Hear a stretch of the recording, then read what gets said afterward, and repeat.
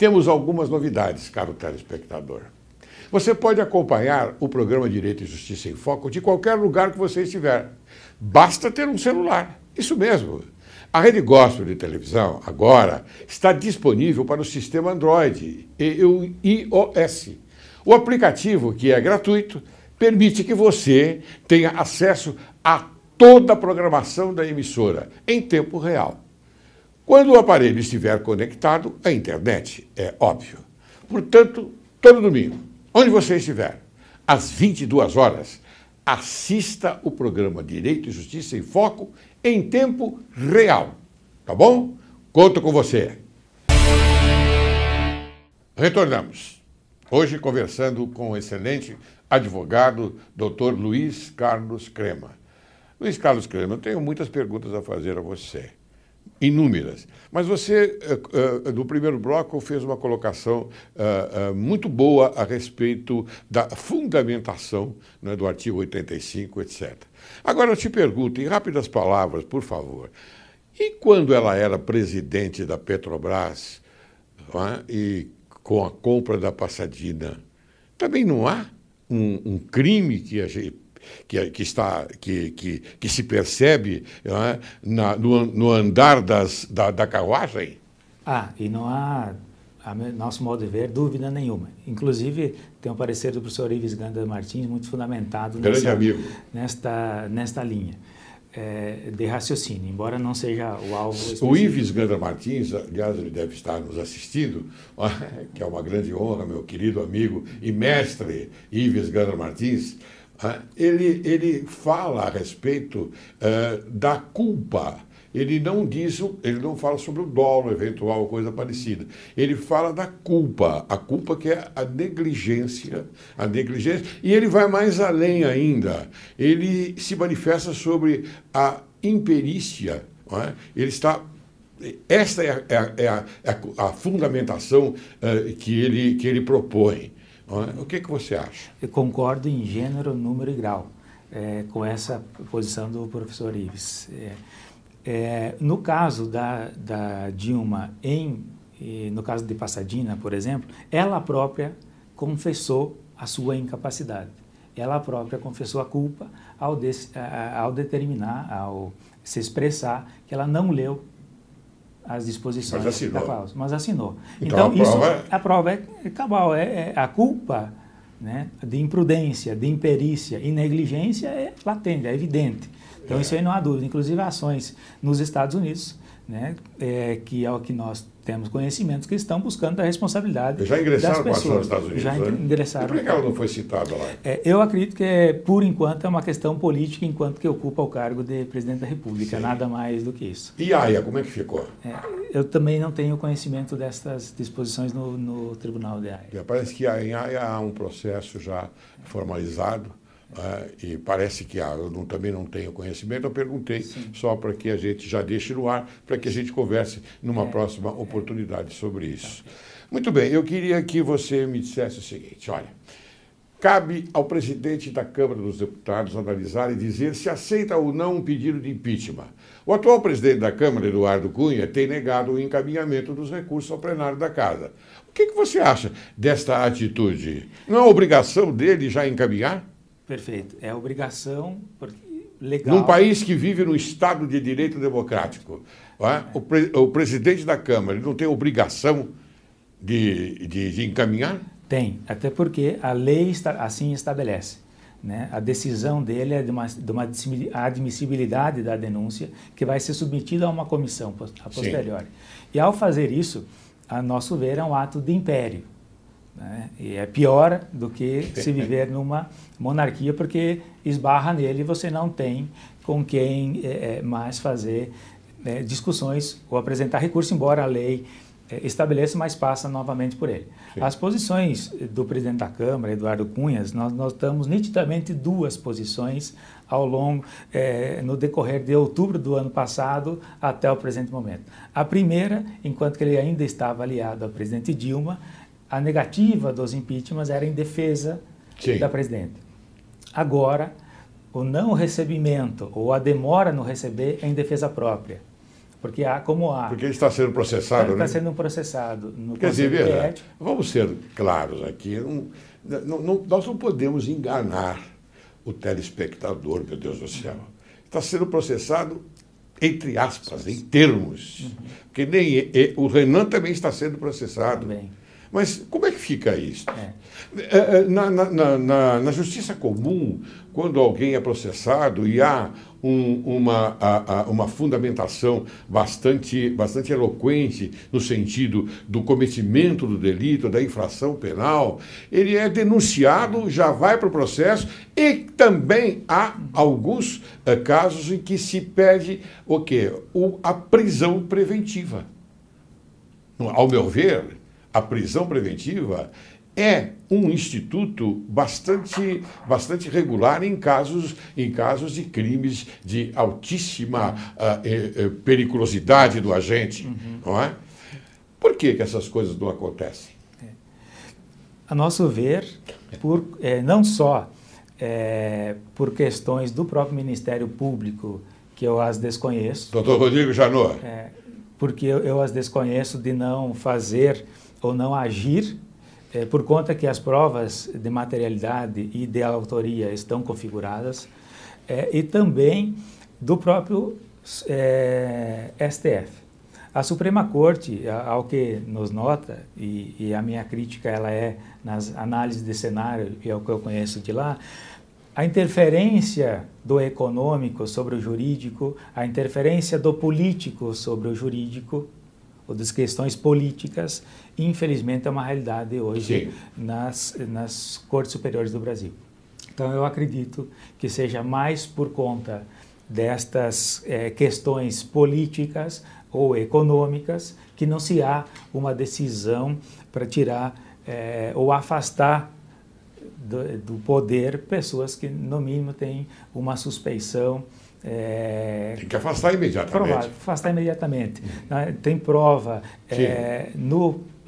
na Operação Lava Jato, que houve a denúncia no Supremo Tribunal Federal, há processo no Conselho de Ética da Câmara, né? E o que mais, aí falta adjetivo, seria cômico se não fosse trágico a repercussão que isso traz, pode fazer desvios de dinheiro público, mas não pode mentir. A mentira é que vai promover a cassação do político, e não o dano maior que provoca o erário público. Um ponto leva a outro. E eu não posso perder a oportunidade, caro telespectador, porque aqui está um brilhante advogado. E a minha posição, como interlocutor, é provocá-lo para que ele traga a você a informação correta. No caso do eminente Procurador-Geral da República, Dr. Rodrigo Janot, se ele deixa de denunciar um fato que realmente ele é comprovadamente criminoso, ele não estará em curso no artigo 319 do Código Penal, ou seja, prevaricação? Entendo também que sim, professor.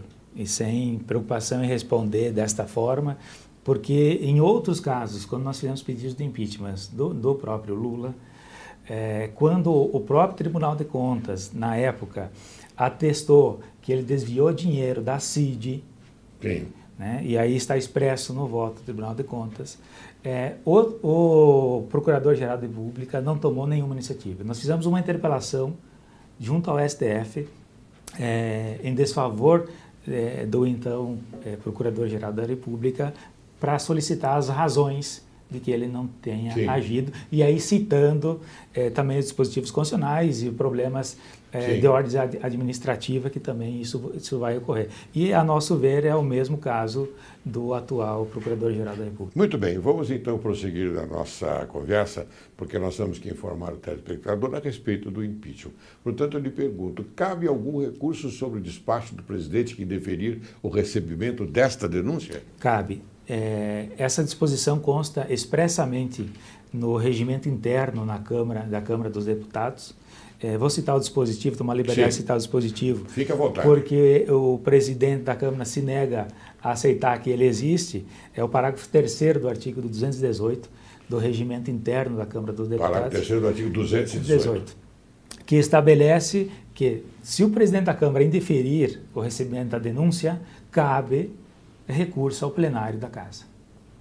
Então, isso não há dúvida ou não existe nenhum esforço interpretativo maior do que as palavras que constam no Você já teve essa oportunidade de colocar em prática essa experiência? Sim.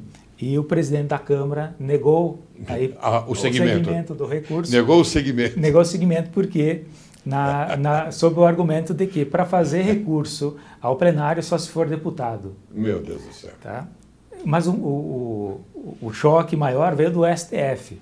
O Supremo Tribunal Federal disse que é uma questão interna corporis e ele não pode se manifestar sobre estas questões. Quer dizer que não é de interesse público. Não é interesse público. Ao contrário das decisões do STF no último mês de outubro, aonde ele interferiu nas disposições, e aí não vou fazer juízo de valores corretas ou não, do presidente da Câmara.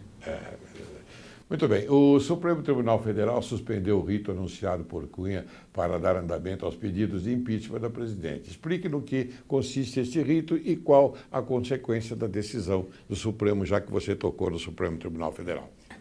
O presidente da Câmara, o deputado Eduardo Cunha, a nosso ver, ele se sentiu, ou melhor dizendo, pressionado pelos partidos de oposição para tocar na palavra impeachment em plenário e fazer aquela comoção pública que é tão importante e necessária em processos como esse, de apoio popular, porque ali são decisões políticas e não jurídicas, infelizmente, mas é o que nós temos no nosso ordenamento jurídico.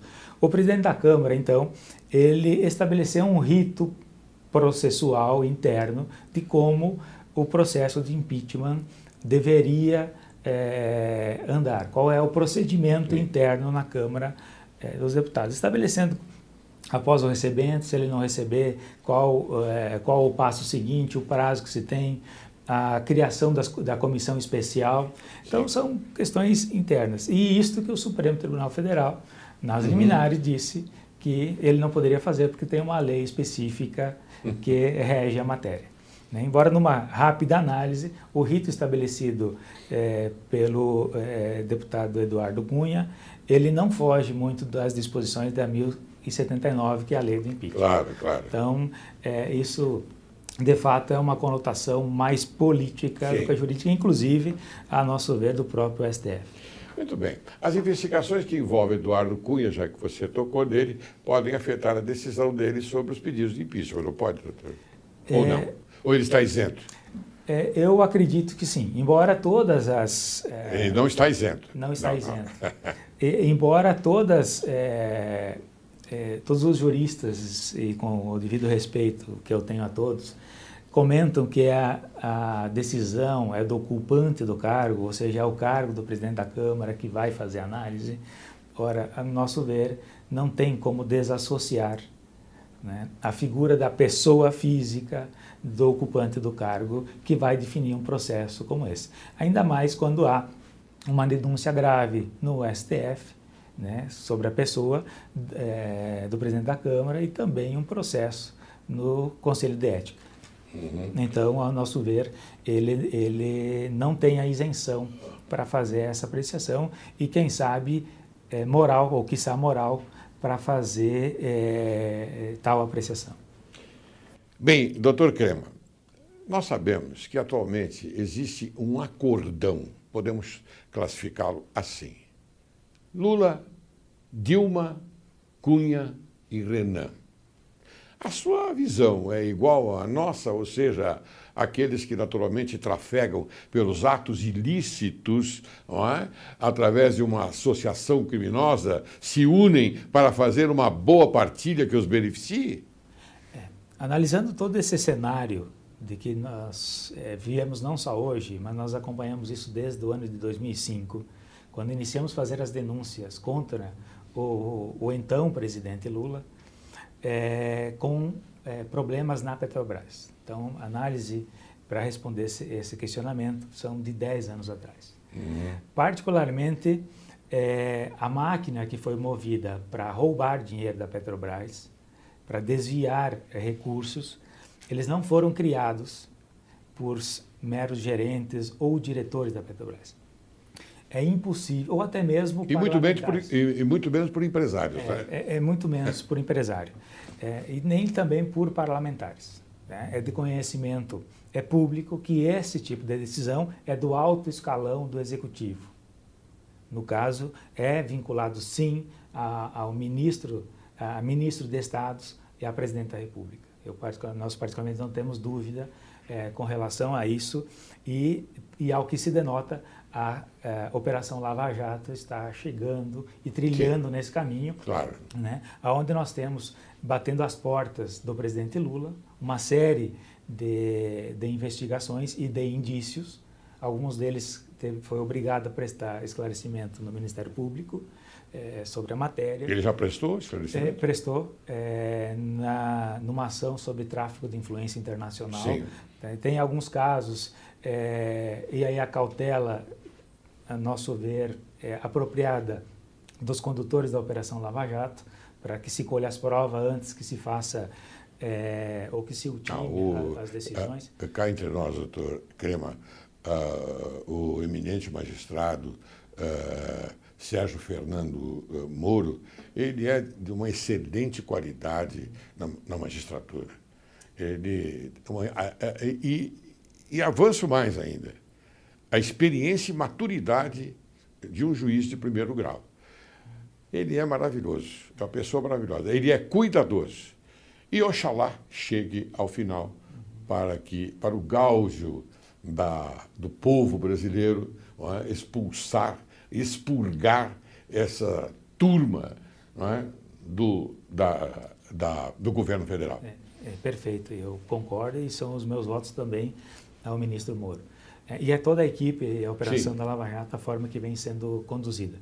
Então, ao que se nota, sim, há uma espécie de acordo, uma espécie de combinação de atos criminosos, não só junto à Petrobras, como já ficou também comprovado, pelos cabeças ou de partidos políticos, a vinculação, seja de forma direta ou indireta, como também estão os indícios fortes de provas e nas próprias delações premiadas, que a presidente Dilma foi beneficiada com o dinheiro desviado da Operação Lava Jato. Então, não há dúvida,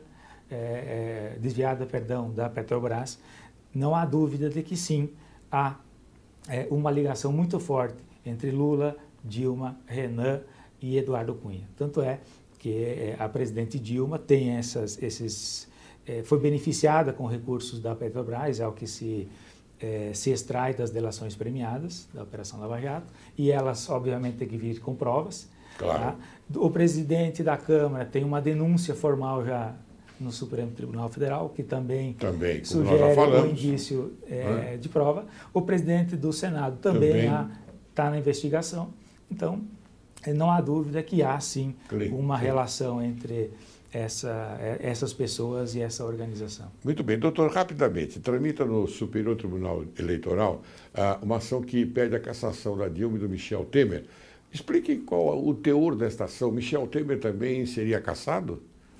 Também. A ação foi proposta pelo PSDB, a ação que tomou mais conhecimento público, mas há outras três ações. Não, eu faço essa pergunta, sabe por quê, doutor, com todo respeito.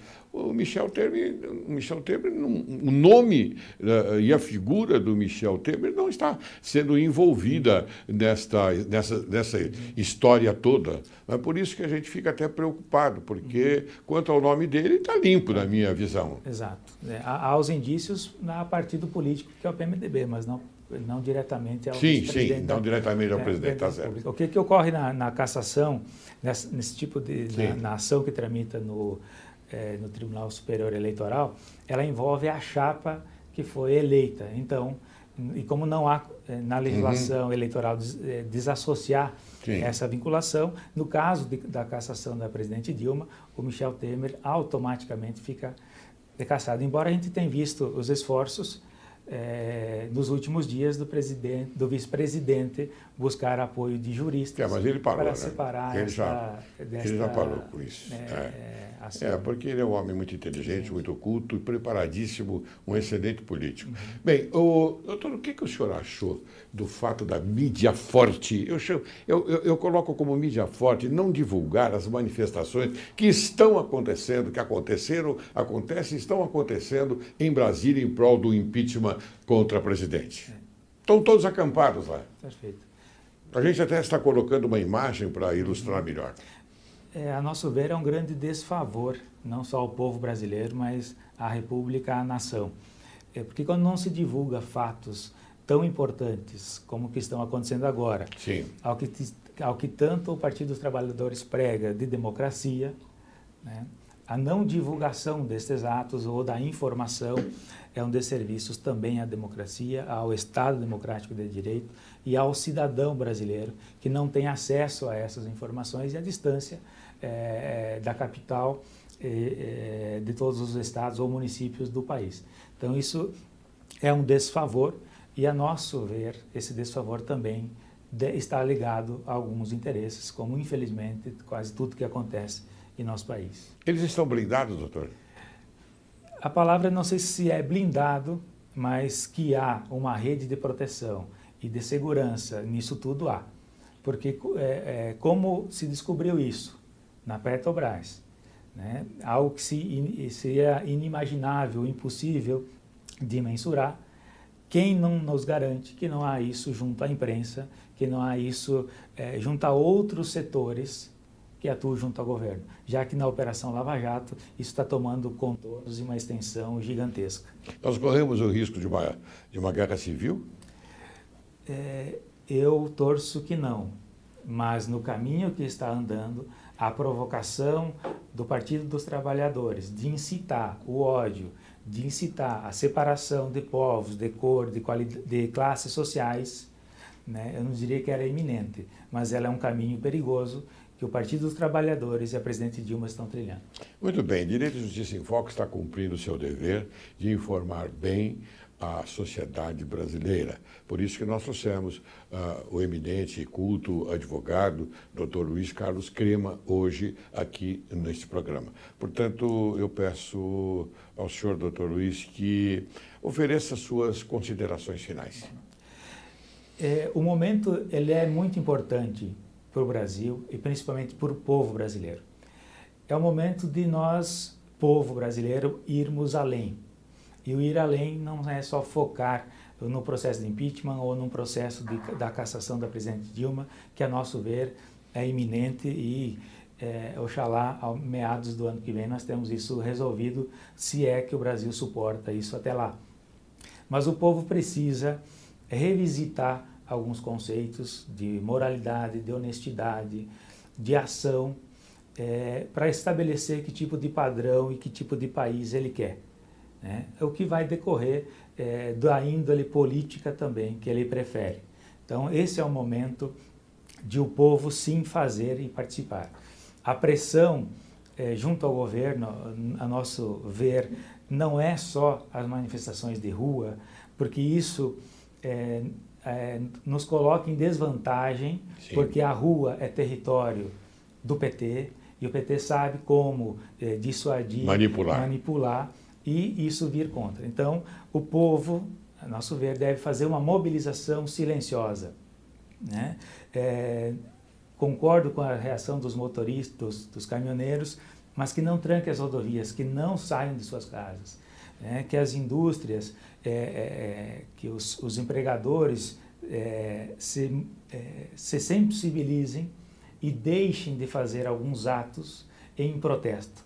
Muito bem. E principalmente, isso não mudando, eu acredito que o não comparecimento para votar é uma grande resposta que se dá a toda essa classe política que hoje não nos respeita.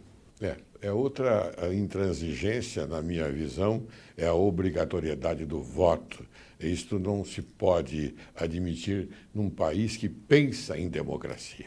Bem, antes de encerrar este maravilhoso programa que o senhor nos proporcionou, Dr. Crema, eu quero fazer menção às palavras sábias, não é, do Barão de Montesquieu. A corrupção dos governantes quase sempre começa com a corrupção dos seus princípios. Portanto, quero agradecer bastante o nobre, corajoso, brilhante advogado, Dr. Luiz Carlos Crema, por representar e defender os anseios da democracia do povo brasileiro. Muito obrigado, viu, Dr. Crema? Nós que agradecemos, professor. Obrigado.